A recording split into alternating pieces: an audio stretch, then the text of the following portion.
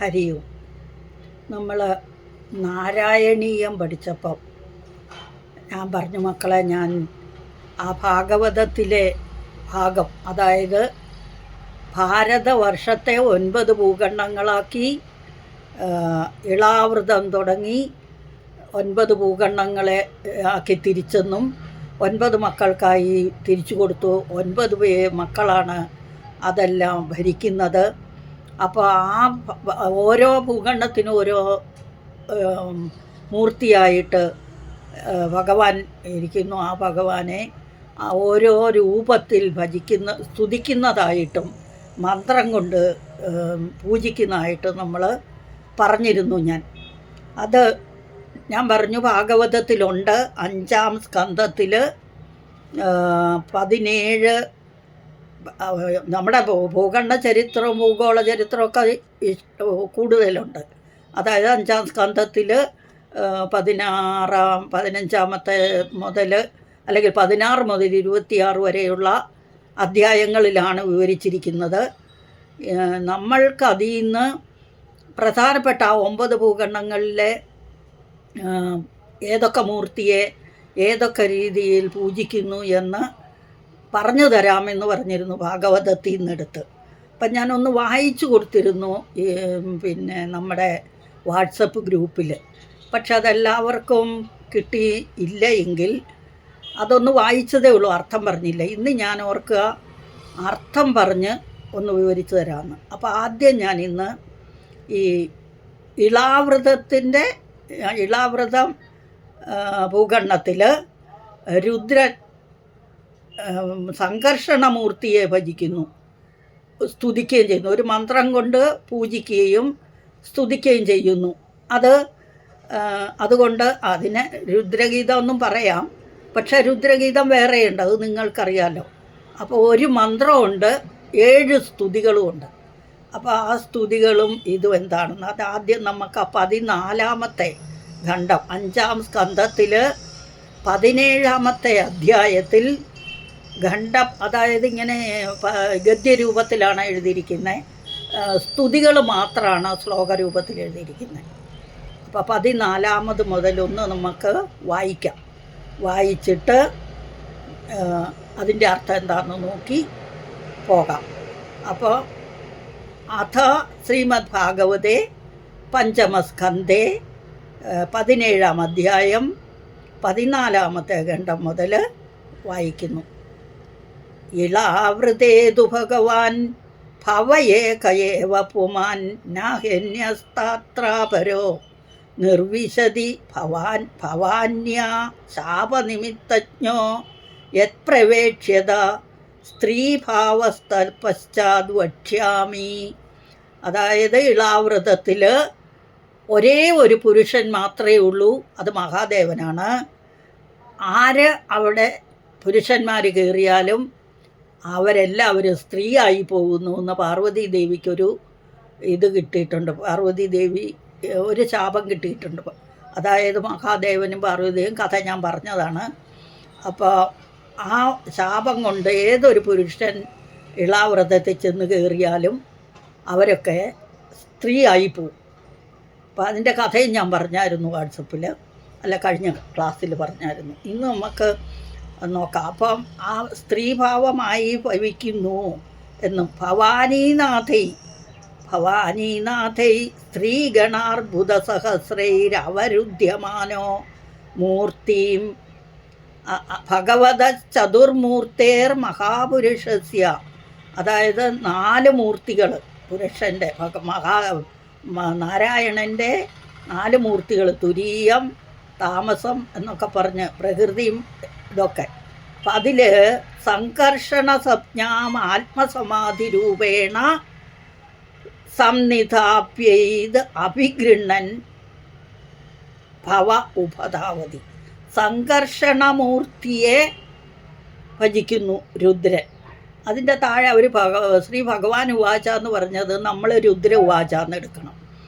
എന്നിട്ട് എന്താണ് ആ മന്ത്രം നമുക്ക് ആദ്യം നോക്കാം. ഓം നമോ ഭഗവതേ മഹാപുരുഷായ സർവഗുണസംഖ്യാനായ അനന്തായ അവ്യക്തായ നമൈതി എന്ന് പറഞ്ഞാൽ ഓം നമോ ഭഗവതേ, ഭഗവാനെ നമിക്കുന്നു. എങ്ങനെ?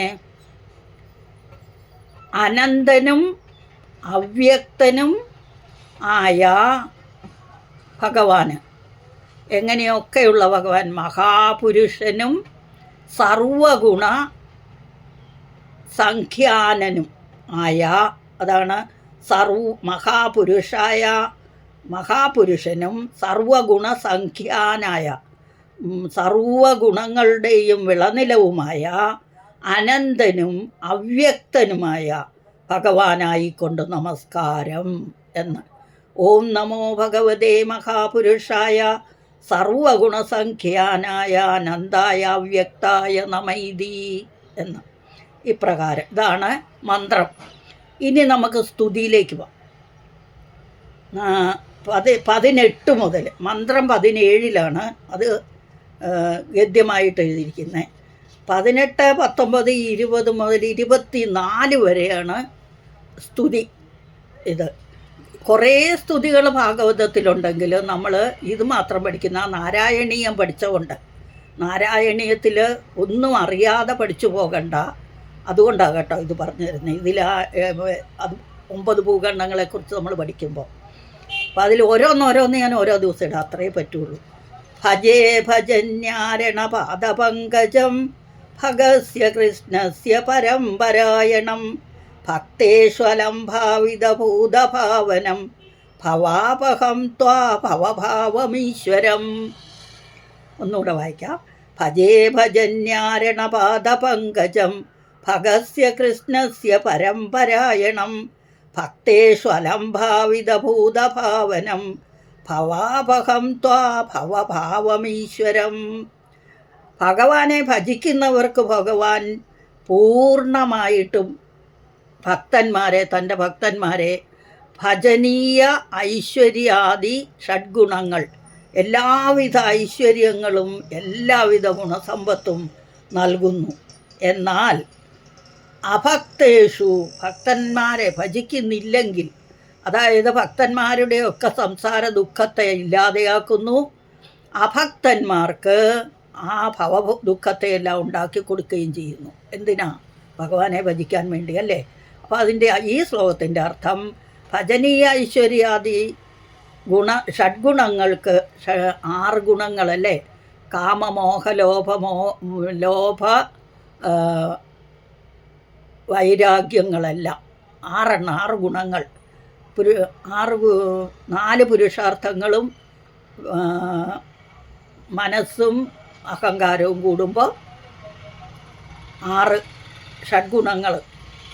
അവർക്ക് ഏകഭാജനവും പരമഭക്തന്മാരിൽ നിന്ന് സർവകാരണമായ തൻ്റെ സ്വരൂപം വ്യക്തമല്ലാത്തവനും, ഭഗവാന്റെ സ്വരൂപം ആർക്കും വ്യക്തമാക്കാൻ പറ്റില്ല, ഭക്തന്മാരുടെ സംസാര ദുഃഖത്തെ നശിപ്പിക്കുന്നവനും, അഭക്തർക്ക്, ഭക്തിയില്ലാത്തവർക്ക് അല്ലെങ്കിൽ ഭഗവാനെ ഭജിക്കാത്തവർക്ക് ഈ സംസാര ദുഃഖം, അതായത് ഭവം എന്ന് പറഞ്ഞില്ലേ, ഭവാപഹം, അതായത് സംസാര ദുഃഖത്തെ ഉണ്ടാക്കുന്നവനും, സർവർക്കും ശരണ്യമായ പാദപങ്കജത്തോടു കൂടിയവനും, പാദപത്മങ്ങളോടു കൂടിയവനും, സർവനിയന്താവുമായ അങ്ങയെ ഞാൻ ഭജിക്കുന്നു എന്ന് ഈ ശ്ലോകത്തിൻ്റെ അർത്ഥം. അടുത്തത് നയസ്യമായ ഗുണചിത്തവൃത്തിഭിർനിരീക്ഷതോ ഹൃണ്വഭിദൃഷ്ടിര നയസ്യമായ ഗുണചിത്തവൃത്തിഭിർനിരീക്ഷതോ ഹി അണ്ണു അഭി ദൃഷ്ടിരജ്യതേ. അഭിയാണ് അണ്ണു അഭിയായത്. ഈശേ യഥാനോചിതമന്യുരഹ അഹംസാം കസ്തം ന മന്യേത ജിഗീഷുരാത്മന നായസ്യ മായാഗുണചിത്തവൃത്തിഭിः നിരീക്ഷതോ ഹി അണ്ണു അഭി. എണ്ണു അഭി എന്നാണ് എഴുതിയിരിക്കുന്നത്. അത് ഹി അണു അഭി എന്നാണ്. ദൃഷ്ടിരജ്യതേ, അജ്യത എന്ന് പറഞ്ഞാൽ ബാധിക്കുന്നില്ല എന്നർത്ഥം. ഈശേ യഥാനോചിതമന്യുരഹം അംഹസാം. അംഹസ് എന്ന് പറഞ്ഞാൽ വേഗതാശക്തി, അംഹസ്. അപ്പം ഈശേ യഥാ നോ ജിതമന്യുര അമുഖസ, അതായത് ഈശിക്കുമ്പോൾ, നിയന്ത്രിക്കുമ്പോൾ എന്നർത്ഥം. കസ്തം ന മന്യത, കഹാ തം ആണ് കസ്തം. കഹാ തം ന മന്യേത ജിഗൂഷിരാത്മന എന്ന് പറഞ്ഞാൽ കോപം മുതലായ അവയെ ജയിക്കാൻ കഴിവില്ലാത്ത അല്ലെങ്കിൽ കഴിഞ്ഞിട്ടില്ലാത്ത നമ്മുടെ ദൃഷ്ടി എങ്ങനെ വിഷയങ്ങളോട് ലോപം പ്രാപിക്കുന്നുവോ അങ്ങനെ ലോകങ്ങൾ നിയന്ത്രിക്കുന്ന യാതൊരാളുടെ ദൃഷ്ടി വിഷയങ്ങളോടോ അല്ലെങ്കിൽ ഇന്ദ്രിയ വൃത്തികളോടോ ലേശം പോലും ലേപം പ്രാപിക്കുന്നില്ലയോ. അതായത് ഈ ലോകത്തെ മുഴുവനും സംരക്ഷിക്കുന്ന ആ ഏതൊരു ഭഗവാനാണോ ആ ഭഗവാന്റെ വേഗതാശക്തിയെ ഈ കോപം നിമിത്തം കോപമൊക്കെ വന്നിട്ട് ഓരോ ഇന്ദ്രിയങ്ങളെയൊക്കെ ജയിക്കാൻ വേണ്ടി ദൃഷ്ടി വിഷയങ്ങളോടോ ഇന്ദ്രിയ വൃത്തികളോടോ ലേശം പോലും ലേപം പ്രാപിക്കുന്നില്ല എന്ന് പറഞ്ഞാൽ ഒട്ടിപ്പിടിക്കലില്ലയോ ആ ഭഗവാനെ ഇതൊന്നും ബാധിക്കുന്നില്ല. അതാണ് ഇവിടെ ദൃഷ്ടിരജ്യത എന്ന് പറഞ്ഞ ഭഗവാനെ ഒന്നും ബാധിക്കാത്തവരായ ഏതൊരു നാഥനാണോ ഈശേയഥ ആ ഇന്ദ്രിയങ്ങൾ ജയിക്കാൻ ആഗ്രഹിക്കുന്ന ഏതൊരാളാണ് ആദരിക്കാതിരിക്കുക. അപ്പം ഭഗവാനെ ആദരിക്കാൻ വേണ്ടി ഭഗവാൻ നമ്മൾക്ക് തന്നെ ദുഃഖങ്ങൾ ഉണ്ടാക്കിത്തരും. ആ ദുഃഖങ്ങളെ അകറ്റാൻ വേണ്ടി നമ്മൾ ഭഗവാനെ ആദരിക്കുന്നു എന്ന് ചുരുക്കം. നയസ്യമായ ഗുണചിത്തവൃദ്ധിഭിർനിരീക്ഷതോ അഭിദൃഷ്ടിരജ്യത്തെ ഈശേയഥാനോചിതമന്യുരഹാം അംഹസാം കസ്തം ന മന്യേത ജിഗൂഷിരാത്മന. കഹാത്തം ആരാണ് അവനെ മന്യേത മാനിക്കാതിരിക്കുക എന്ന് ചോദിച്ചാൽ എല്ലാവരും ഭഗവാനെ മാനിക്കുന്നു ആദരിക്കുന്നു എന്നർത്ഥം. അടുത്ത ശ്ലോകം അസദൃശോയ പ്രതിപാദിമായയാ ക്ഷീബേവമദ്വാസവതാമ്രലോചന നാഗവദ്ധോർഹണ ഈശിരേ ഹ്രിയാ യത്പാദയോ സ്പർശന ദർശിതേന്ദ്രിയാഹ. ഇവിടെ അസദൃശോയ പ്രതിപാദിമായയാ ക്ഷീബേവം അദ്വാസവതാമ്രലോചന നാഗവദ്ധോർ അർഹണ ഈശിരേ ഹ്രിയ യത്പാദയോ സ്പർശന ദർശിതേന്ദ്രിയാഹ. ഈശ്വരനെ മായ ബാധിക്കുന്നില്ല, എന്നാൽ ബാക്കിയുള്ള മായയ്ക്ക് അധീനനാണ് ഈശ്വരൻ. ജീവന്മാർക്കാണ് മായയെ ബാധിക്കുന്നത്. അപ്പം നമ്മൾ മായയാൽ നിയന്ത്രിക്കപ്പെടുന്നു എന്നൊക്കെ അർത്ഥം പറയുകയാണ്. യാതൊരാൾ അജ്ഞന് മത്തനെ പോലെയും മദ്യാദികൾ കൊണ്ട് തുടുത്ത കണ്ണുകളോട് കൂടിയവനെ പോലെയും പ്രകാശിക്കുന്നു. നാഗസ്ത്രീകൾ പാദസ്പർശ മാത്രത്താൽ മോഹിത ചിത്തവൃത്തികളായി ഭവിക്കുന്നു. അങ്ങനെയുള്ള എന്ന് പറഞ്ഞാൽ നമ്മൾക്ക് എന്താ പറയുക, നമ്മുടെ ഇന്ദ്രിയങ്ങളെയൊക്കെ നിയന്ത്രിക്കാനുള്ള ശേഷി അങ്ങനെയുള്ള അങ്ങയെ ആരാണ് ആദരിക്കാതിരിക്കുക? അപ്പോൾ ഈ ഒരു ഇതിലും ഒരു മോഹത്തിലും ഒരു മായയിലും പെടാതെ, അതാണ് ഇവിടെ അസദൃശോ പ്രതിപാദി മായയാന്ന് പറഞ്ഞാൽ മായയാൽ അസദൃശ എന്ന് പറഞ്ഞാലോ മായയാൽ ബാധിക്കപ്പെടാത്ത അല്ലെങ്കിൽ കാണാത്ത ഏതൊരുവൻ പ്രതിപാദി എന്ന് പറഞ്ഞാൽ ഭാതി പറഞ്ഞാൽ ശോഭ. അപ്പം മധുവാകുന്ന ആസവൻ ക്ഷീബേവ മധു ആസവം, മധു ആകുന്ന ആസവം എന്ന് പറഞ്ഞാൽ മദ്യം തന്നെ. അപ്പം മധു തേനാണ്. അപ്പോൾ തേനാകുന്ന തേനാകുന്ന ആസവം എന്ന് പറഞ്ഞാൽ മദ്യപാനീയം എന്നർത്ഥം. അപ്പോൾ ഇവിടെ മായാമോഹിതനായി, മദ്യപാനിയായി, കണ്ണുകളൊക്കെ ചുവന്നവനെ പോലെ, അതാണ് താമ്രലോചനൻ, കണ്ണുകളൊക്കെ ചുവന്നവനെ പോലെയും. പിന്നെ നാഗവധോർഹണം, അർഹണം എന്ന് പറയുന്ന പൂജയാണ്. നാഗവധു എന്ന് പറയുന്ന നാഗസ്ത്രീകൾ. ഈശിരേ ഹ്രിയ എന്ന് പറഞ്ഞാൽ ലജ്ജ. യത് പാദയോ സ്പർശന ദർശിതേന്ദ്രിയാക, അവരെയൊക്കെ സ്പർശിക്കുന്നതിനോടുകൂടി അവർക്ക് അവരുടെ ഇന്ദ്രിയങ്ങളെയൊക്കെ ധരിക്കുന്നു പറഞ്ഞാൽ മായ ഈശ്വരനെ ബാധിക്കുന്നില്ല, പക്ഷേ ജീവന്മാരെ ബാധിക്കുന്നു. അപ്പം യാതൊരാൾക്ക്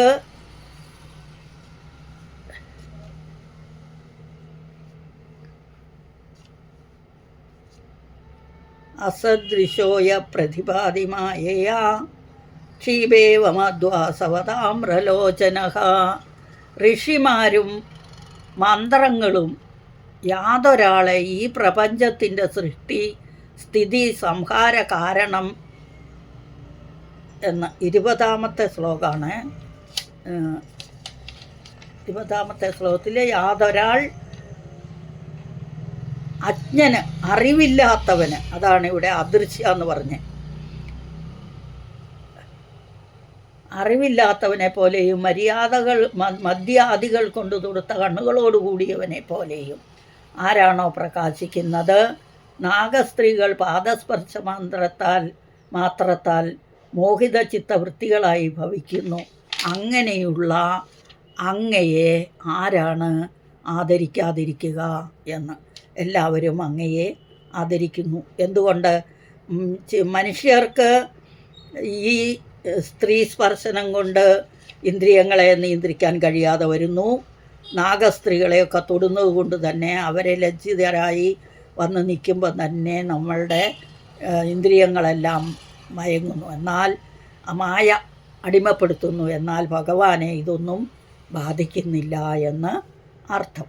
അടുത്ത ശ്ലോകമാണ് യമാഹുരസ്യ സ്ഥിതിജന്മ സംയമം ത്രിഭിർവിഹീനം യമനന്തർഷയഃ നവേദ സിദ്ധാർത്ഥമിവ ക്വചിത് സ്ഥിതം ഭൂമണ്ഡലം മൂർധസഹസ്രധാമസു. യമാഹുരസ്യ സ്ഥിതിജന്മ സംയമം,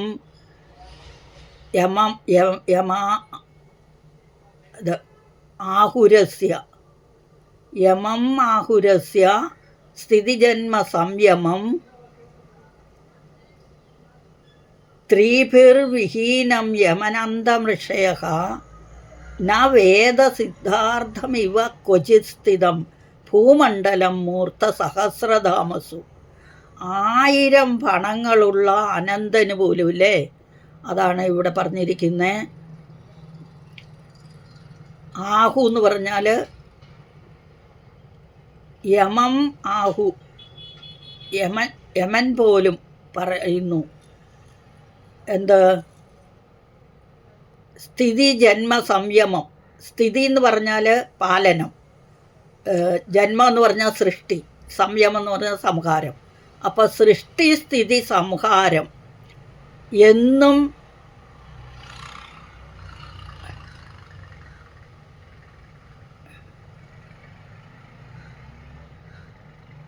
ത്രിപീർവിഹീനം, ഇത് മൂന്നും കൂടാതെ യം അനന്തഋഷയക, അതായത് സൃഷ്ടി സ്ഥിതി സംഹാരം മൂന്നും യം അനന്തഋഷയക,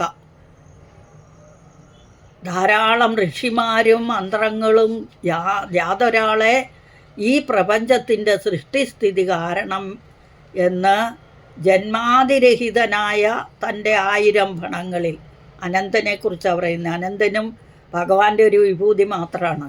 1000 ഫണങ്ങളുള്ള, അതാണ് ഭഗവാന അജഹ ഇല്ല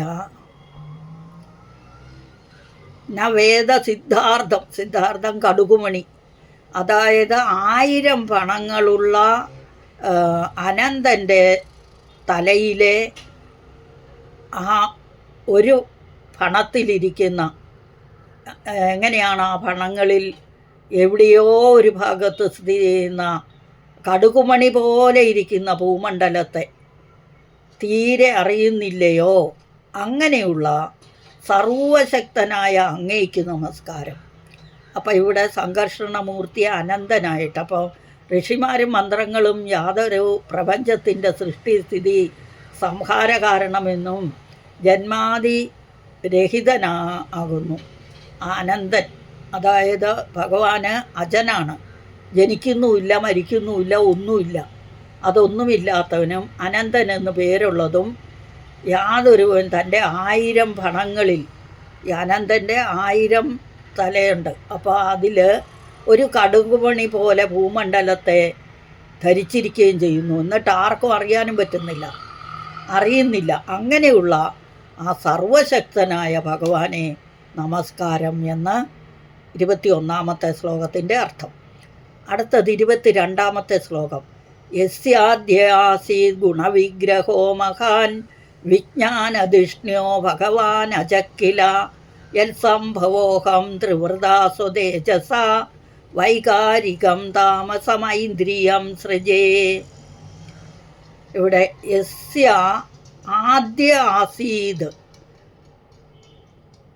ഗുണവിഗ്രഹോ മഹാൻ വിജ്ഞാനധിഷ്ണ്യോ ഭഗവാൻ അജക്കില യത്സംഭവോഹം ത്രിവൃത സ്വതേജസ വൈകാരികം താമസമൈന്ദ്രിയം സൃജേ.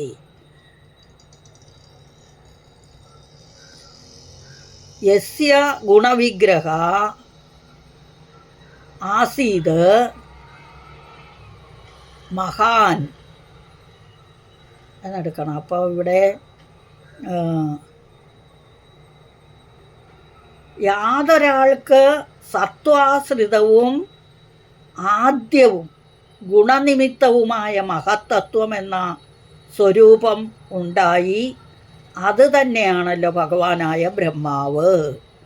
ഇവിടെ അജൻ എന്ന് പറഞ്ഞത് ബ്രഹ്മാവിനെയാണ്. ആ ബ്രഹ്മാവിൽ നിന്ന് ജനിച്ച ഞാനാകട്ടെ. ആരാണ് ഈ ഞാൻ? ഇതാരോട് പറയുന്നതാ? രുദ്രൻ അല്ലേ? മഹാദേവൻ പറയുന്നതാണ്, രുദ്രൻ പറയുന്നതാണ്. അപ്പം ബ്രഹ്മാവിൻ്റെ മകനാണല്ലോ ഞാൻ. അപ്പോൾ എന്നിൽ നിന്ന് ആ 3 വിധമുള്ള അഹങ്കാരം, സാത്വികം, രാജസം, താമസം എന്നിങ്ങനെ 3 തരത്തിലുള്ള സൃഷ്ടിയെ ചെയ്യുന്നു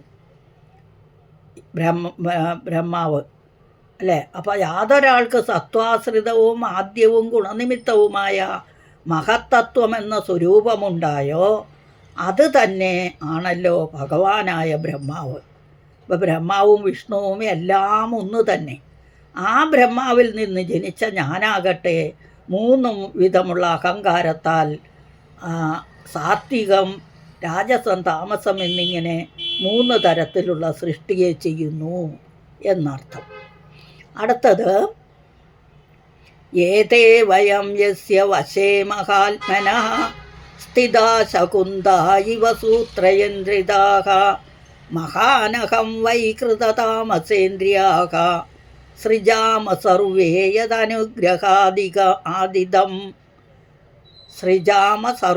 യദനുഗ്രഹാദിദം ഏതേ വയം യസ്യ വശേ മഹാത്മനഃ സ്ഥിതാ ശകുന്താ ഇവ സൂത്രയന്ത്രിതാഃ മഹാനഹം വൈ കൃതതാമസേന്ദ്രിയാഃ സൃജാമ സർവേ യദനുഗ്രഹാദിദം.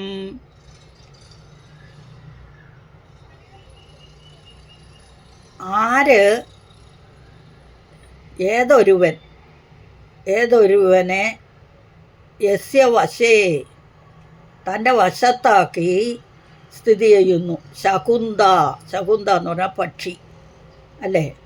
സൂത്രയന്ത്രിതാഹ ഒരു നൂലിൽ കാല് കെട്ടി പറപ്പിക്കുന്ന നിയന്ത്രിക്കുന്ന ഒരു പക്ഷിയെപ്പോലെ മഹാനഹം ഭൂമി മഹത്തത്വം അഹങ്കാരം കൊണ്ട് വൈകൃത താമസേന്ദ്രിയ സൃജാമ സർവേ യദനുഗ്രഹാദിതം.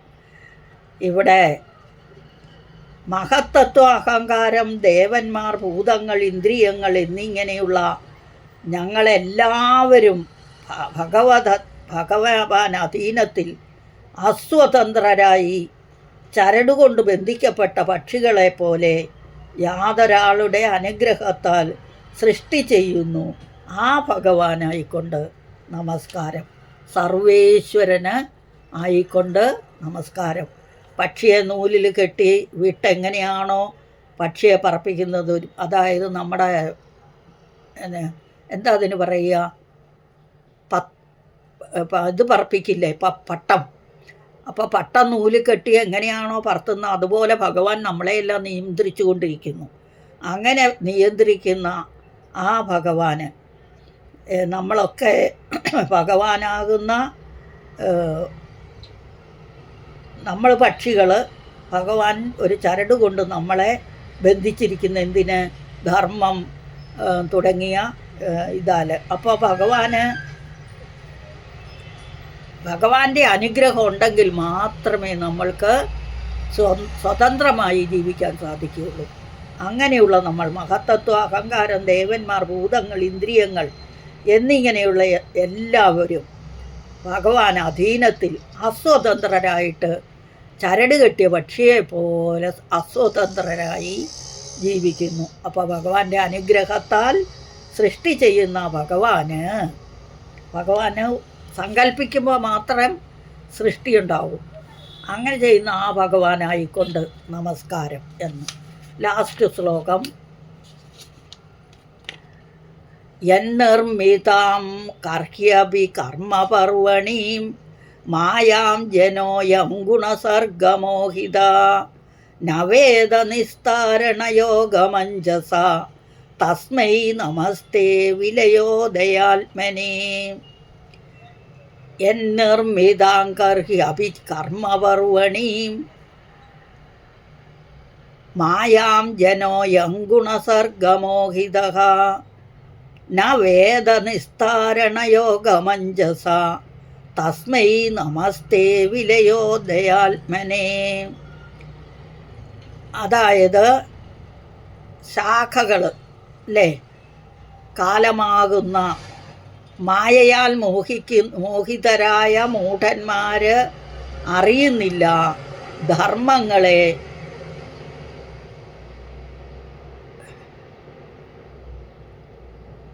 ആ മായയെക്കുറിച്ച് നമ്മൾ അതിൻ്റെ ആ നിയന്ത്രണത്തെക്കുറിച്ചൊന്നും അറിയുന്നില്ല. അപ്പം ഗണപതി അല്ലെങ്കിൽ ഗുണങ്ങൾ ഗുണപരിണാമരൂപമായ ശരീരാദികളിൽ എന്ന് പറഞ്ഞാൽ നിർമ്മിതം ഏത് ഒരുവനാൽ നിർമ്മിക്കപ്പെട്ട കർഹ്യ അഭി കർമ്മപർവണി, കർവപർവണി എന്ന് പറഞ്ഞാൽ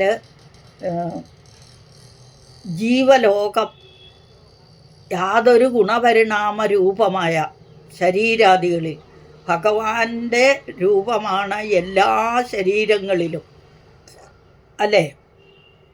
അപ്പം ആ ഭഗവാനിൽ സൃഷ്ടിക്കപ്പെട്ടതും അഹങ്കാരം വളർത്തുന്നതുമായ മായയെ തന്നെ അറിയുന്നു.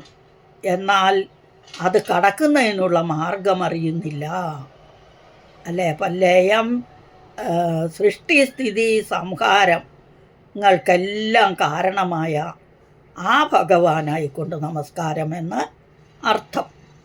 യന്നിർമ്മിതാങ്കർഹി അഭികർമ്മപർവണീം മായാം ജനോയം ഗുണസർഗമോഹിത നവേദ നിസ്താരണയോഗമഞ്ജസ തസ്മൈ നമസ്തേ വിലയോദയാത്മനേ. ഇത് മുഴുവനും ഒന്നും കൂടി വായിച്ചുതരാം. 24 വരെയുള്ള ശ്ലോകങ്ങൾ മാത്രം. മന്ത്രമാദ്യം. രുദ്ര ഉവാച. ഓം നമോ ഭഗവതേ മഹാപുരുഷായ സർവഗുണസംഖ്യാനായ അനന്തായ അവ്യക്തായ നമൈതി. ഭജേ ഭജന്യാരണപാദപങ്കജം ഭഗസ്യ കൃഷ്ണസ്യ പരമ്പരായണം ഭക്തേഷ്വലംഭാവിതഭൂതഭാവനം ഭവാപഹം ത്വാഭവഭാവമീശ്വരം നയസ്യ മായാ ഗുണചിത്തവൃദ്ധിഭിർനിരീക്ഷതോ ഹ്യന്വഭിദൃഷ്ടിരജ്യത്തെ ഈശേ യഥാനോചിതമന്യുരഹ അംഹസാം കസ്തം ന മന്യേത ജിഗീഷുരാത്മന അസദൃശോയ പ്രതിഭാതി മായയാ ക്ഷീവേവ മധ്വാവസതാമ്രലോചന. ആസവം എന്നാണ്. താമ്രലോചന നാഗവധ്വോർഹണ ഈശിരേ ഹ്രിയ. നാഗവധു എന്ന് പറയുന്ന നാഗസ്ത്രീകൾ. അർഹണം പൂജ. യത്പാദയോ സ്പർശനദർശിതേന്ദ്രിയാഃ യമാഹുരസ്യ സ്ഥിതിജന്മ സംയമം ത്രിഭിർവിഹീനം യമനന്തമിഷയഃ. ന വേദസിദ്ധാർത്ഥമിവ ക്വചിത് സ്ഥിതം ഭൂമണ്ഡലം മൂർധസഹസ്രധാമസു. യസ്യാദ്യ ആസീത് ഗുണവിഗ്രഹോ മഹാൻ വിജ്ഞാനധിഷ്ണ്യോ ഭഗവാൻ അജക്കില. യത്സംഭവോഹം ത്രിവൃതാ സ്വദേശസ വൈകാരികം താമസമൈന്ദ്രിയം സൃജേ. ഏതേ വയം യസ്യ വശേ മഹാത്മനഃ സ്ഥിതാ ശകുന്താ ഇവ സൂത്രയന്ത്രിതാഃ. മഹാനഹം വൈ കൃതതാമസേന്ദ്രിയാഃ സൃജാമ സർവേ യദനുഗ്രഹാദിതം. യന്നിർമ്മിതാംഗർഹ്യപി കർമ്മപർവണീം മായാം ജനോയം ഗുണകർമ്മമോഹിതഃ ഗുണസർഗമോഹിത. ന വേദനിസ്താരണയോഗമഞ്ജസ തസ്മൈ നമസ്തേ വിലയോദയാത്മനി. ഇതി ശ്രീമദ്ഭാഗവതേ മഹാപുരാണേ പാരമഹംസ്യം സംഹിതായാം പഞ്ചമസ്കന്ധേ സപ്തദശോധ്യായഃ. രുദ്രഗീതം. സംഘർഷണമൂർത്തിയെ രുദ്രൻ സ്തുതിക്കുന്ന സ്തുതിയും മന്ത്രവുമാണ് നമ്മൾ പഠിച്ചത്. ഇത് ആദ്യം ഇനി ഓരോ ഭൂഖണ്ഡത്തിലേത് ഞാൻ അന്നന്ന് നോക്കട്ടെ, ആവുന്ന പോലെ ഇട്ടു തരാം. ഹരി ഓം. ശ്രീകൃഷ്ണാർപ്പണമസ്തു. സകലം ശ്രീകൃഷ്ണാർപ്പണമസ്തു. കായേന വാചാ മനസേന്ദ്രിയർവാ ബുദ്ധ്യാത്മനാ വാ പ്രകൃതേ സ്വഭാവാത് കരോമി യദ്യത് സകലം പരസ്മൈ നാരായണായേതി സമർപ്പയാമി. ശ്രീനാരായണായേതി സമർപ്പയാമി. ഒന്നാമത്തെ ശ്ലോകത്തിൻ്റെ കഴിഞ്ഞുള്ളൂ എന്ന് തോന്നുന്നു. ഇനിയും ഓരോ ഇതിൻ്റെയും നമുക്ക് പറഞ്ഞു തരാം. ഓരോ ദിവസം എപ്പോഴെങ്കിലും ഇടാം. അപ്പം ഇത് എല്ലാവരും കാണുന്നുണ്ട്, നോക്കുന്നുണ്ടെങ്കിൽ മാത്രമേ അടുത്തത് ഇടുന്നുള്ളൂ, ഇല്ലെങ്കിൽ ഇടുന്നില്ല. നിങ്ങൾക്ക് മനസ്സിലാകുന്നില്ല അല്ലെങ്കിൽ നിങ്ങൾ നോക്കുന്നില്ലെങ്കിൽ പിന്നെ ഇട്ടിട്ട് കാര്യമില്ലല്ലോ. അതുകൊണ്ട് അടുത്ത ക്ലാസ് വരും വരേക്കും ഹരി ഓം നാരായണ. അടുത്ത ഭൂഖണ്ഡവും അടുത്ത മന്ത്രവും അടുത്ത സ്തുതികളുമായിട്ട് അടുത്ത ക്ലാസ്സിൽ വരുന്നത് വരെ എല്ലാവർക്കും എല്ലാവിധ ആശംസകളും നൽകുന്നു. ഹരി ഓം. സകലം ശ്രീകൃഷ്ണാർപ്പണമസ്തു. കായേന വാചാ മനസേന്ദ്രിയർവാ ബുദ്ധ്യാത്മനാ വാ പ്രകൃതേ സ്വഭാവാത് കരോമി യദ്യത് സകലം പരസ്മൈ നാരായണായേതി സമർപ്പയാമി. ശ്രീനാരായണായേതി സമർപ്പയാമി. ഹരി ഓം. ഓം തത്സത്.